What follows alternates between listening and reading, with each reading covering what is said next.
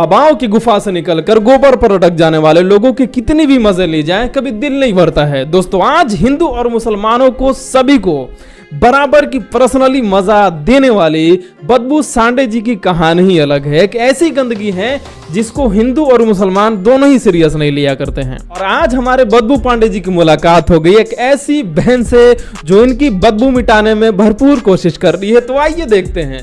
मेरी किस्मत अच्छी है कि मेरी आज मीटिंग पूजा पंडित से हो गई है। पूजा पंडित ये खुशबू पंडित, खुशबू पंडित। अभी इससे पहले इन्होंने कहा था कि मैं बात आपसे ही करने आई हूँ, आपसे ही मिलने आई हूँ। नहीं, मैं आपसे बहुत टाइम से मैं हमेशा सोचती थी कि यार आप जब भी बोलती हैं तो या तो किसी एक धर्म को ऊपर ठीक है, अगर आपको लगता है। आपने मेरी सारी वीडियो सुनी है अच्छे से, एकदम अच्छे से। नहीं इतना किसके पास टाइम। ओह माय गॉड, अब इनको भी लगता है कि इनकी सारी वीडियोस को पूरे भारत के लोग देखते हैं। मैं मानता हूं कि आपकी वीडियोस को लोग देखते हैं, लेकिन आपको पता है किस लिए देखते हैं? या तो आपकी वीडियोस को लोग मजा देने के लिए, मजा लेने के लिए देखते हैं, या तो आपकी वीडियोस को वो अंधभक्त देखते हैं जिनके आधे दिमाग में गोबर भरा हुआ है या तो आधे दिमाग में नफरत। वही लोग आपकी वीडियोस को देखते हैं। और वैसे हम कर ही क्या सकते हैं हंसने के अलावा आपकी बातों पर। बाकी जो करेंगे वो तो गुफे वाले बाबा ही आपके साथ करेंगे।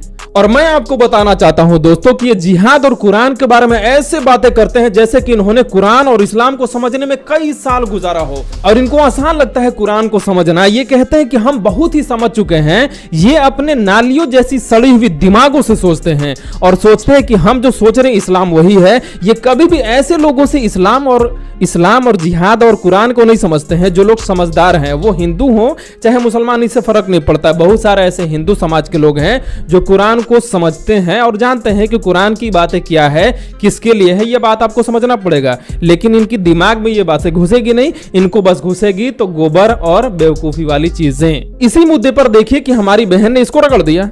जिहादियों के विरुद्ध हूँ। आप ये बताएं जिहादी होते कौन है?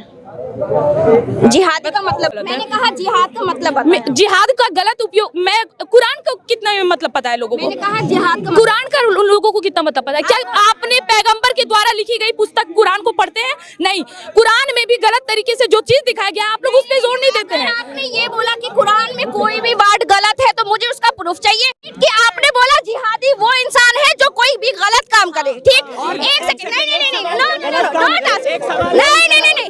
नहीं, अभी मेरा क्वेश्चन खत्म नहीं हुआ। आपने क्या कहा कि वो इंसान जो मेरी संस्कृति का हो, राजनेता हो, कोई भी हो, वो जिहादी है। तो आपने इसे कुरान से कैसे जोड़ दिया कि कुरान में ये लिखा है? जिहाद का मतलब कुरान में क्या लिखा है? अगर यहाँ पे मेरी बात, एक सेकंड, 75 लोग हैं। ठीक, मैं आपको एक एग्जांपल बताती हूँ,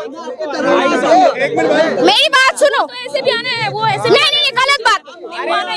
मैं कहती हूँ आप मुझे प्रूफ करा दो कि आप मेरे से जय श्री राम। मैं आपको बताना चाहता हूं कि इनके पिछवाड़े में जरा सी भी हिम्मत नहीं है दोस्तों कि ये किसी भी बात का, किसी भी टॉपिक का एग्जैक्ट जवाब दे सके। और जब इनको जवाब देने नहीं आएंगे तो भाग जाएंगे ये दूसरे टॉपिक पर। और यह हद तो यहां पर हो जाती है कि जहां पर ये जबरदस्ती जय श्री राम की बातें बोलवाना चाहते हैं, इनको जरा सा भी इस बात की समझ नहीं है कि किसी से ऐसी बातें बोलवाने की कोई जरूरत नहीं है जो इंसान दिल से इस चीज को मानता नहीं है। अगर तुम किसी अकेले इंसान को पकड़ करके मार के जय श्री राम बुलवा भी दिए तो क्या तुम्हारा धर्म इससे किसी तरह के धर्म को फायदा हुआ? क्या धर्म ऊपर चला जाएगा? बल्कि हिंदू समाज के लोग ही ऐसी चीजों और ऐसे लोगों को बाइकआउट करते हैं जो ऐसी बचकानी और गंदी हरकतें करते हैं। आपको राम को मानना पड़ेगा। हमारे पास कोई जिम्मेदार, हमारे पिता राम है, अल्लाह नहीं बोले सकते।